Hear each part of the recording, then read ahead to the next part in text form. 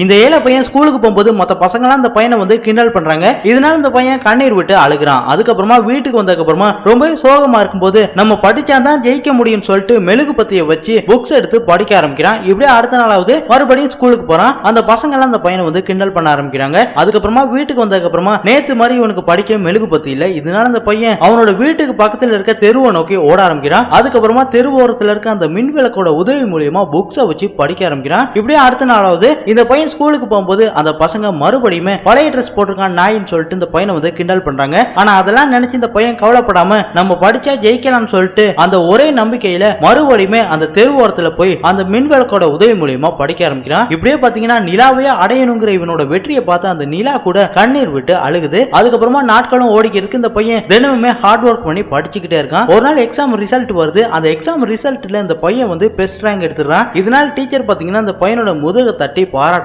இத பார்த்த மத்த பசங்கலாம் இவனை கேலி கிண்டல் பண்ணி சிரிச்சிருப்பாங்க. ஆனா அதே பசங்க இவன் பெஸ்ட் ரேங்க் எடுத்துட்டான்னு தெரிஞ்சதுக்கு அப்புறமா எல்லாருமே கை தட்ட ஆரம்பிக்கிறாங்க. இத பார்த்து இந்த பையனும் ரொம்ப சந்தோஷப்படுறான். அதுக்கப்புறம் காலங்கள் போது இந்த பையனுமே படிச்சு ஒரு பட்டதாரியா மாறிடுறான். சோ ஃப்ரெண்ட்ஸ், இந்த வீடியோ பத்தி நீங்க என்ன நினைக்கிறீங்கிறத கமெண்ட் பாக்ஸ்ல ஒரு கமெண்ட் பண்ணிருங்க.